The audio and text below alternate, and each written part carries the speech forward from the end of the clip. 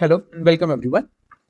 आज के हम अपने इस वीडियो में डिस्कस करेंगे सीयूईटी के 3 सब्जेक्ट्स के इम्पोर्टेंट टॉपिक्स को। और आज के जो सब्जेक्ट्स हैं जिनके हम इम्पोर्टेंट टॉपिक्स हम डिस्कस करने जा रहे हैं वो है Hindu law, Muslim law, interpretation of statutes and Indian succession act. तो चलिए स्टार्ट करते हैं। अब सबसे पहले हम लेते हैं हिंदू लॉ को। अब हिंदू लॉ की जब हम बात करते हैं ना, तो हिंदू लॉ में आप ये देखिए कि हमारे पास 3 एक्ट्स हैं, 3 या 4 हमारे पास इसमें एक्ट्स हैं। उन तीनों चारों को आज हम डिस्कस करेंगे, ठीक है। अब उन एक्ट्स में भी हमें बिल्कुल ही इंपॉर्टेंट टॉपिक्स हमें सिलेक्ट करने हैं कि हमारे एग्जाम के पर्सपेक्टिव से जो बहुत इंपॉर्टेंट है एंड जिसकी प्रोबेबिलिटी बहुत ज्यादा है एग्जाम्स में आने की। तो चलिए स्टार्ट करते हैं। हिंदू लॉ में एक सबसे इंपॉर्टेंट एक जो टॉपिक हो जाता है वो है सोर्सेज ऑफ हिंदू लॉ। और सोर्सेज में भी अगर मैं बात करूँ ना, तो एंशियंट सोर्सेज उतने इंपॉर्टेंट नहीं है जितने की श्रुति, स्मृति, धर्मशास्त्र, धर्मसूत्र इंपॉर्टेंट है, ठीक है। श्रुति स्मृति बहुत ज्यादा इंपॉर्टेंट है। धर्मशास्त्र एंड धर्मसूत्र ये इंपॉर्टेंट हो जा रहे हैं, ठीक है। तो इनको एक बार पढ़कर जाइएगा।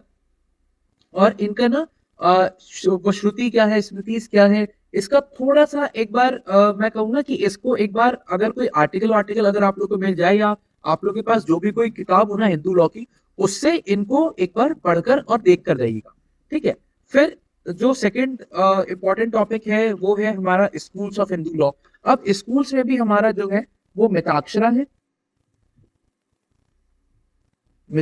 है एंड दया भाग है, ठीक है।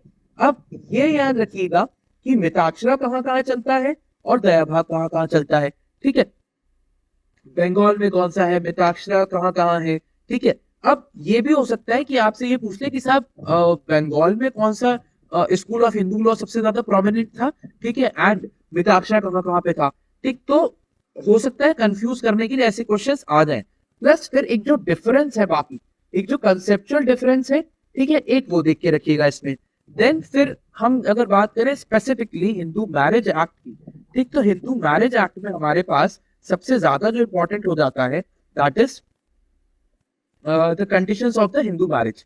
ये आपको सेक्शन 5 में आपको मिल जाएगा, ये हिंदू मैरिज एक्ट के, ठीक है। अब conditions of Hindu marriage act में ना जो भी कंडीशंस लिखी गई है, वहां पे जो भी कंडीशंस मेंशन है ना, वो कंडीशंस मैं कहूँ तो आप याद कर लीजिएगा। वो कंडीशंस जो भी वो कंडीशंस है, क्योंकि माइट बी पॉसिबल कि ऐसा आ जाए कि भाई वो सिर्फ क्वेश्चन इतना ही पूछ ले कि हिंदू मैरिज एक्ट के सेक्शन 5 में कितनी कंडीशंस दी गई, तो नंबर ऑफ कंडीशंस या कौन कौन सी कंडीशंस है, तो वो एक बार पढ़ लीजिएगा, ठीक है।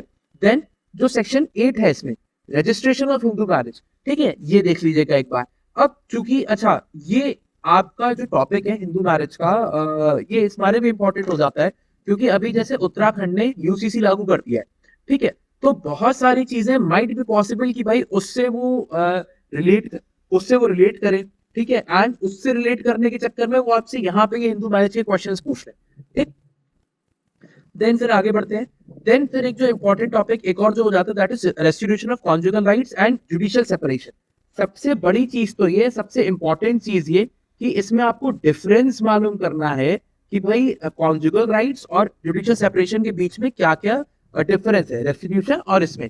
ये सेक्शन आपका 9 हो जाता है, ये आपका सेक्शन 10 हो जाता है, ठीक है। तो इसमें ये तो आपको याद रखना ही है कि सेक्शन 9 में क्या है, सेक्शन 10 में क्या है, बट आपको सबसे एक जो मेजर चीज याद रखनी है वो ये भी याद रखना है कि भाई इन दोनों चीजों में डिफरेंस क्या है, ठीक है। प्लस इन दोनों चीजों में difference and judicial separation and divorce के बीच में डिफरेंस। क्योंकि वैसे तो इतना डेप्थ में क्वेश्चन नहीं आएगा कि साहब रेस्टिट्यूशन ऑफ कॉन्जुगल राइट्स आपको या जुडिशियल सेपरेशन के उन्होंने 4-5 वो दे दिए, फिर वो पूछ रहे हैं कि साहब कहाँ का डिफरेंस है। लेकिन माइट बी पॉसिबल कि आपसे असर्शन रीजनिंग वाले में जुडिशियल सेपरेशन एंड डिवोर्स इन दोनों का आपसे क्वेश्चन पूछ लिया जाए, ठीक है। Then nullity of marriage and divorce. अब नलिटी ऑफ मैरिजेस में भी ना, इसमें हमारे हिंदू मैरिज एक्ट में एक जो वॉइड मैरिजेस का कंसेप्ट है एंड एक जो वॉइडेबल मैरिजेस का कंसेप्ट है, वो आपको पढ़ के जाना है, ठीक। ये आप पढ़िएगा कौन से सेक्शन में ये पढ़ना है। प्लस डिवोर्स वाले में आपको सेक्शन 13 पूरा पढ़ना है और सेक्शन 13B ये दोनों इंपॉर्टेंट हो जाते हैं। डिवोर्स एंड डिवोर्स पर म्यूचुअल कंसेंट, दोनों में क्या अंतर है ये आपको देखना है, ठीक है। प्लस फिर आपको जो है सेक्शन नंबर 17 जो है पनिशमेंट ऑफ बाइगैमी, ये भी आप एक बार पढ़ के जाइएगा, ठीक। देन फिर एक और जो सबसे मोस्ट इंपॉर्टेंट एक जो क्वेश्चन हो जाता है ना हिंदू मैरिज एक्ट में, that is maintenance and maintenance pendente light, ये दोनों इंपॉर्टेंट है। अब सबसे पहली बात तो ये माइट बी पॉसिबल, या ये मान लीजिए कि इसके चांसेस बहुत ज्यादा हैं कि डायरेक्टली आपसे सेक्शन बेस्ड क्वेश्चन पूछ लिया जाए कि भाई कौन से सेक्शन में दिया गया है maintenance and maintenance pendente lite, ठीक, and expenses of the proceedings. तो यहाँ पे आपको याद रखना है कि ये सेक्शन 24 के अंदर दिया गया है, इस चीज को अपने को भूलना नहीं है, ठीक है। देन फिर जो कॉन्सेप्ट है परमानेंट एलिमनी का, जब 24 जब आप याद रखेंगे तो फिर आपको ये भी याद रखना है कि परमानेंट एलिमनी एंड मेंटेनेंस जो है, जो परमानेंट एलिमनी है ये दिया गया है आपके सेक्शन 25 के अंदर, ठीक है। तो ये भी एक बार आप पढ़ के जाइएगा। एंड इसमें ना फिर इसके बाद सेक्शन 26 है जो कि बात करता है regarding custody of the children, तो ये भी इंपॉर्टेंट है और ये भी आप एक बार पढ़ के जाइएगा, ठीक। अब आ जाते हैं डायरेक्टली हम अपने हिंदू सक्सेशन एक्ट के ऊपर, ठीक। अब हिंदू सक्सेशन एक्ट इंपॉर्टेंट है, जितना कि हिंदू मैरिज एक्ट इंपॉर्टेंट है उतना ही हिंदू सक्सेशन एक्ट इंपॉर्टेंट है। एंड हिंदू सक्सेशन एक्ट इस मारे और इंपॉर्टेंट है क्योंकि जो कॉन्सेप्ट है ना कोपार्सनरी प्रॉपर्टीज वाला, ठीक है, एंड जो अधिकार मिला वुमेन्स को अपनी कोपार्सनरी प्रॉपर्टी में, ठीक है, तो वो इसी एक्ट से मिला, ठीक। तो ये एक्ट इंपॉर्टेंट हो जाता है and at the same time, ठीक है, वुमेन्स को चूंकि अधिकार मिला इससे अपनी कोपार्सनरी प्रॉपर्टी में, अपनी एसिस्टेड प्रॉपर्टी में, तो इसलिए ये एक्ट और ज्यादा इंपॉर्टेंट हो जाता है, ठीक। अब डिवोल्यूशन ऑफ जो कोपार्सनरी प्रॉपर्टी है ना, इसमें जब आप देखेंगे ना इंटरस्टेट सक्सेशन वाला जो पार्ट है, तो जो इसका सेक्शन 6 एंड 7 है, ठीक है, ये इंपॉर्टेंट हो जाते हैं, ये आपको पढ़ के जाने ही जाने हैं। देन कोपार्सनरी प्रॉपर्टी में जो कंसेप्ट है व्हाट इज कोपार्सनरी प्रॉपर्टी, एक बार इसको अपने मतलब एक बार टेक्निकली साउंड होने के लिए है ना, व्हाट इज कोपार्सनरी प्रॉपर्टी या इसका जो कंसेप्ट होता है ना कोपार्सनरी प्रॉपर्टी का, ये एक बार पढ़ जाइएगा तो उससे क्या रहता है ना हम कंसेप्चुअली हम स्ट्रांग हो जाते हैं, ठीक।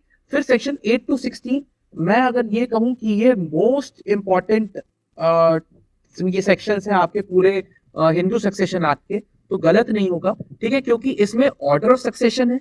इसमें देखिए पहली बात तो क्या है, जनरल रूल्स ऑफ सक्सेशन है, ठीक है। देन फिर इसमें ना ऑर्डर्स ऑफ सक्सेशन भी दिया गया, ठीक है। तो ये दोनों बहुत ज्यादा इंपॉर्टेंट है, इसको पढ़ के जाइएगा। 8 से 16 मैं कह रहा हूँ ये आपको मिस नहीं करना है, 8 से 16 ये आपको सेक्शंस पढ़ के ही जाने हैं, ठीक है। देन फिर जो कंसेप्ट होता है full blood and half blood का, और उसमें भी full blood is preferred over half blood, ठीक है। तो ये आपको सेक्शन 18 में मिल जाएगा, ये इंपॉर्टेंट भी है and at the same time concept को भी आपके ये इंप्रूव करेगा, तो इसको एक बार पढ़ के जाइएगा।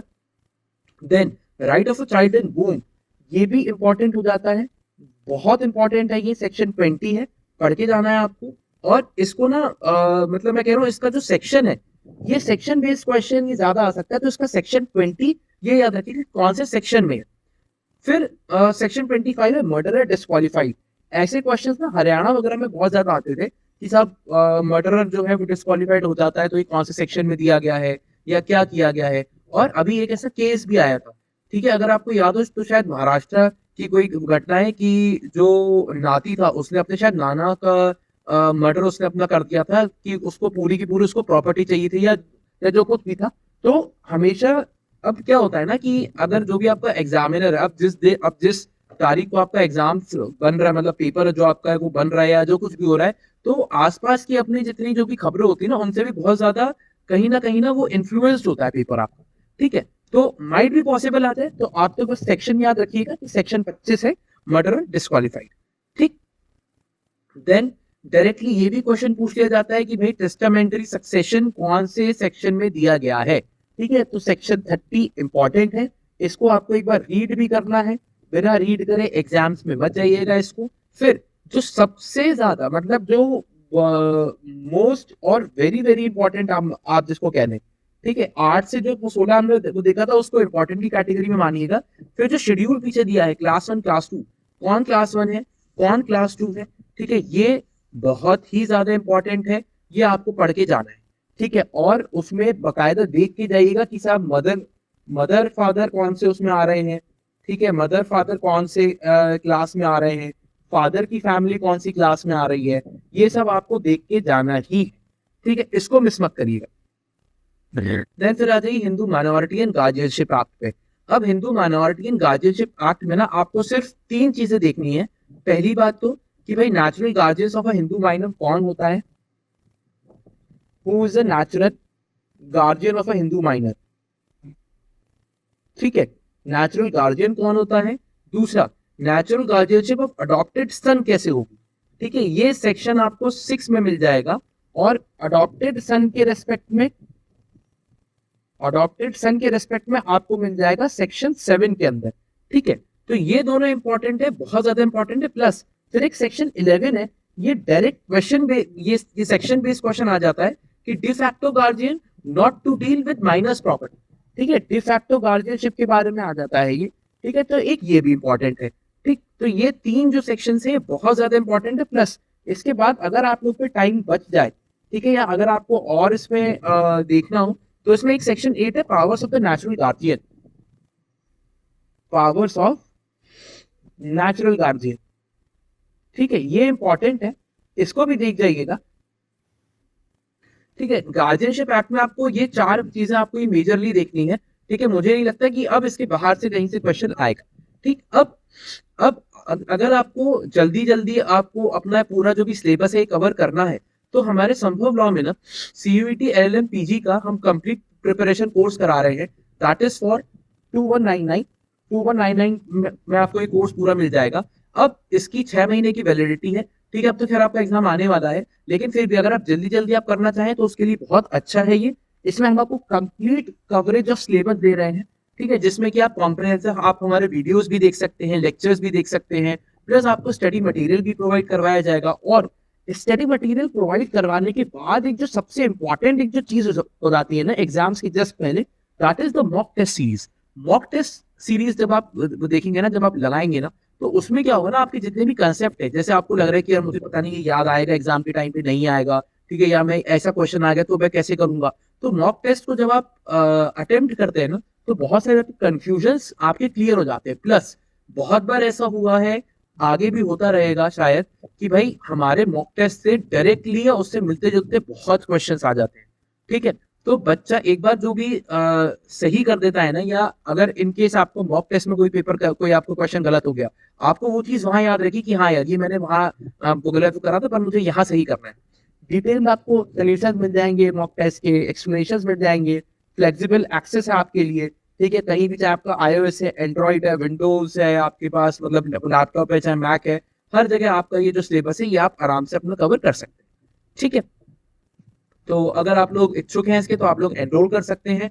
और हमारा जो टेलीग्राम चैनल है उसको भी आप सब्सक्राइब कर सकते हैं, ठीक है। वो टेलीग्राम एंड यूट्यूब चैनल पे आपको रेगुलर आपको ऐसे वीडियोस आपको मिलते रहेंगे, ठीक है। तो आप लोग उसको एक्सेस करिए, एंड जो भी बच्चे इच्छुक हो वो ये इस कोर्स में एनरोल करिए, ठीक। अब आ जाइए Hindu adoption and maintenance act. Hindu adoption and maintenance act की जब मैं बात करता हूँ, तो देखिए, Hindu adoption and maintenance act में बच्चों को बहुत बार कंफ्यूजन ये हो जाता है कि यार ये बहुत कुछ हिंदू सक्सेशन एक्ट से मिलता जुलता है, मैरिज एक्ट से मिलता जुलता है, तो कैसे देखेंगे आप किस किस चीज को कवर करना है और जो जल्दी कवर हो पाए। तो इसमें जो सबसे इंपॉर्टेंट जो पार्ट है ना, that is requisites of valid adoption. Valid adoption कैसे होगा, ये सेक्शन जो है 6 आपको बताता है रिक्विजिट्स जो जो है। प्लस फिर जो capacity of male and female है टू टेक एन अडॉप्शन, और कितने साल का बच्चा अडॉप्ट करा जा सकता है वो इसमें आ जाएगा। प्लस मेल किसको अडॉप्ट कर सकता है, फीमेल किसको अडॉप्ट कर सकती है, ये बहुत इंपॉर्टेंट हो जाता है जब हम अडॉप्शन की बात करते हैं ना। तो सबसे पहले तो जो एक दिमाग में एक डायरेक्ट क्वेश्चन आता है वो यही आता है कि भाई कौन किसको अडॉप्ट कर सकता है, मेल किसको कर सकता है, फीमेल किसको कर सकती है। प्लस कौन अडॉप्शन में दिया जा सकता है, वो मे बी अडॉप्टेड, किसको आप अडॉप्ट कर सकते हो, क्या 18 साल से बड़े बच्चे को अडॉप्ट कर सकते हो, नहीं कर सकते हो, ठीक है। तो ये सब चीजें एक बार आप देख के जाइएगा। प्लस फिर इसमें चैप्टर 3 आपको मिलता है मेंटेनेंस का। अब उसमें ना सब कुछ है, मेंटेनेंस ऑफ वाइफ है, विडो डॉटर इन लॉ है, maintenance of children and aged parents है, डिपेंडेंट्स है, ठीक है, मेंटेनेंस ऑफ डिपेंडेंट्स है, अमाउंट ऑफ मेंटेनेंस है, तो काफी कुछ है। तो मैं आपसे कहूंगा कि सेक्शन एक बार ना 18 से लेकर सेक्शन 24 तक सेक्शन 18 से लेकर ना आप क्या करिएगा, सेक्शन 24 तक आप एक बार कवर कर लीजिएगा, एक बार पढ़ लीजिएगा बस कि ठीक है कि क्या क्या दिया है, ताकि क्या आपको थोड़ी सी नॉलेज हो जाए सेक्शन 18 से सेक्शन 24 का पूरा। ठीक है, यहाँ खत्म होता है हमारा हिंदू लॉ का जो जो भी इंपॉर्टेंट टॉपिक्स हैं वो सब। ठीक, अब आ जाइए हम डिस्कस करते हैं मुस्लिम लॉ। अब मुस्लिम लॉ की जब मैं बात करता हूँ ना, तो मुस्लिम लॉ में भी देन जो इम्पोर्टेंट जो चीज हो जाती है वो है सोर्सेज ऑफ मुस्लिम लॉ। ठीक है, इसको एक बार आपके पास जो भी बुक हो उससे आप सोर्सेज पढ़ जाइएगा। ठीक है, क्योंकि इंपॉर्टेंट हो जा रहा है। देन फिर जो इनहेरिटेंस है, और इनहेरिटेंस के भी जो जनरल रूल्स है, जो जनरल रूल्स है ना, वो पढ़ के चले जाइएगा कि अगर कोई इंटेस्टेड सक्सेशन है या जो भी इनहेरिटेंस है, ठीक है, तो अगर बॉय है तो उसको कितना शेयर मिलता है, एंड अगर गर्ल चाइल्ड है तो उसको कितना शेयर मिलता है। ठीक है, तो और किस किस प्रपोर्शन में मिलता है ये देख जाइएगा। ठीक, प्लस फिर विल्स का क्या कंसेप्ट है मुस्लिम लॉ के अंदर ये देखना है आपको। डेथ बेड गिफ्ट्स क्या है, एंड स्पेसिफिकली ना उसमें एक जो एक्नॉलेजमेंट का एक जो प्रोविजन है ना, ये आपको देखना है। ठीक है, ये इंपॉर्टेंट चीज है। ठीक, इनको आप मिस नहीं कर सकते। अगर आप मुस्लिम लॉ का एग्जाम देने जा रहे हैं या आप जो भी एग्जाम देने जा रहे हैं, आपको पता है अगर उसमें मुस्लिम लॉ आ रहा है तो उसमें death bed gifts and specifically उसमें एक्नॉलेजमेंट्स, ये आप मिस नहीं कर सकते। देन दो चीजें आप और मिस नहीं कर सकते, मैरिजेस, ठीक है, जो कि हम कहते हैं निकाह। निकाह में भी ना जो निकाह नामा है वो भी एक बार देख जाइएगा कि साहब निकाह नामे का कंसेप्ट क्या है क्या नहीं है। ठीक, प्लस फिर मेंटेनेंस ऑफ वाइफ्स जो है, ठीक है, कि कितनी क्या मेहर है क्या नहीं है, और आपको ड्यूरिंग द मतलब ये निकाह आपको कितनी क्या मुकम्मल करी जाती है, एक वो मतलब एक वो मेहर एक मुकम्मल करी जाती है कि साहब इतनी मेहर होगी या कितना क्या मेंटेनेंस है, तो वो एक बार पढ़िएगा। ठीक है, अब नीचे ये डोर का कंसेप्ट ये दिया ही गया है जिसको कि मेहर भी कहते हैं। ठीक है, तो अब इसमें डोर में कितना क्या डोर होना चाहिए, ठीक है, और शियाज में एंड सुन्नीज में, ठीक है, किसमें मिनिमम डोअर का जो कॉन्सेप्ट है वो एप्लीकेबल है, कि किसमें एक मिनिमम डोअर आपको देना ही पड़ेगा, वो किसमें लिखा हुआ ये आपको देखना है। ठीक, फिर आ जाइए डिवोर्स में। डिवोर्स की मैं बात करूं तो अगेन वेरी इंपॉर्टेंट, इसको आप छोड़कर नहीं जा सकते बिल्कुल भी। ठीक, डिवोर्स में भी जो टाइप्स ऑफ डिवोर्स है, जैसे तलाक हुआ, मुबारत हुआ, खुला हुई। ठीक, तलाक कौन दे सकता है, अगर मैं 1 मिनट में अगर मैं एक्सप्लेन करूं तो तलाक दे सकता है कौन, मैन, वुमेन को। ठीक है, मतलब हस्बैंड टू हिज वाइफ। मुबारत क्या है, मुबारत is divorce by mutual consent, divorce by mutual consent. इनको याद रखिएगा, बहुत ये डायरेक्ट क्वेश्चंस बनते हैं। ठीक है, सिर्फ इतना ही पूछ लेगा कि साहब डिवोर्स बाय म्यूचुअल कंसेंट किसे कहते हैं, तलाक को, मुबारत को, खुला को।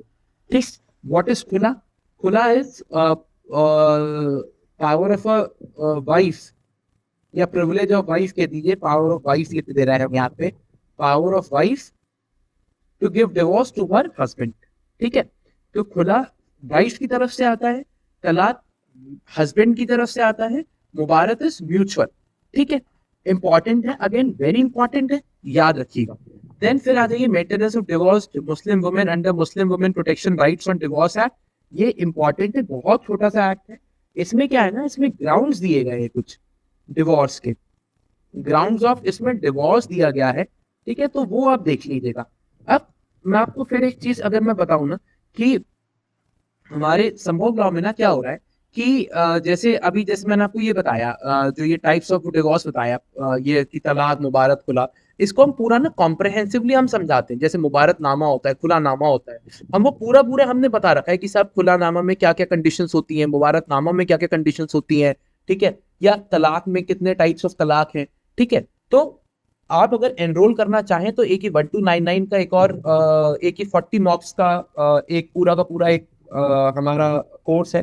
ठीक है, 40 मॉक्स है उसमें आपको मिलेंगे, और 40 मॉक्स में बहुत एक्सटेंसिव मॉक टेस्ट सीरीज है, लास्ट ईयर के पेपर्स मिल जाएंगे आपको, डिटेल्ड सॉल्यूशंस मिल जाएंगे, एनालिसिस डैशबोर्ड मिल जाएगा पूरा, एंड फ्लेक्सिबल एक्सेस आपकी है।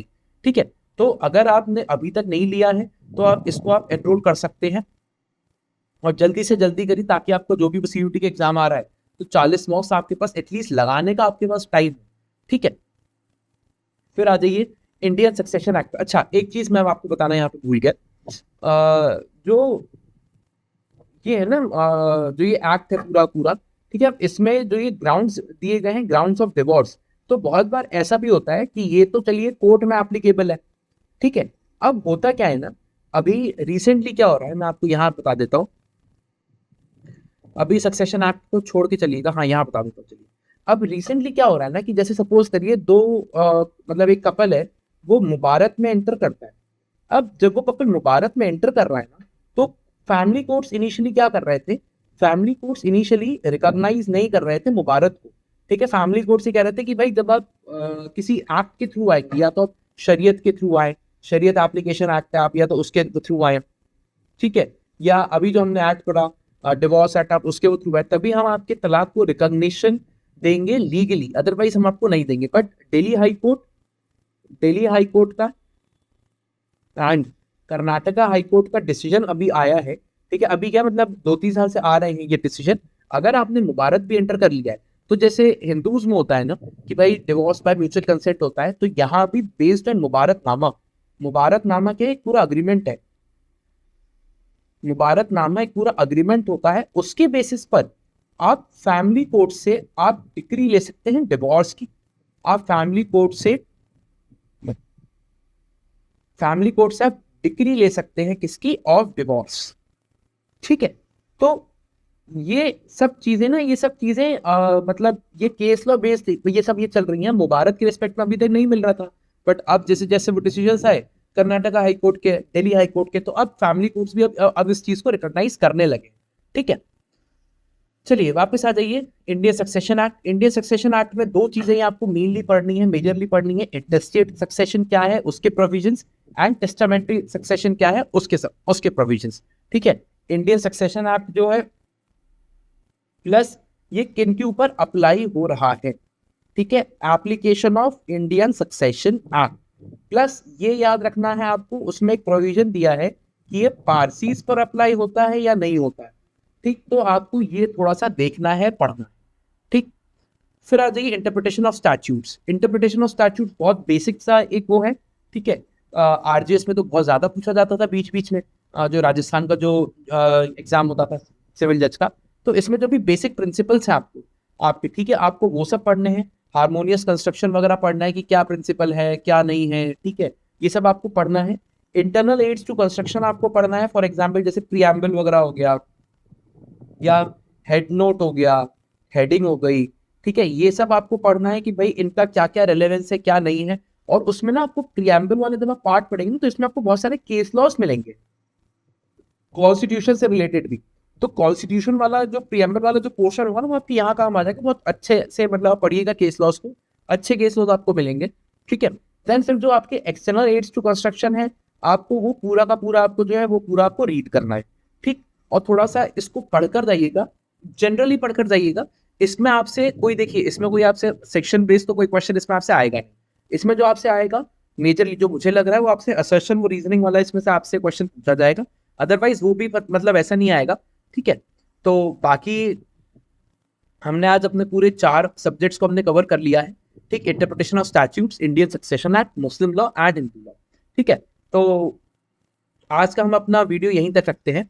बाकी आप लोग को, जो लोग को भी इस पे एनरोल करना हो, चाहे मॉक टेस्ट वाले सीरीज में हमारे एनरोल करना हो, या हमारी जो एक कॉम्प्रिहेंसिव एक जो पूरी चल रही है सीयूईटी की उसमें एनरोल करना हो, तो इसमें आप लोग एनरोल कर सकते हैं, ठीक है। जल्दी एनरोल करिए।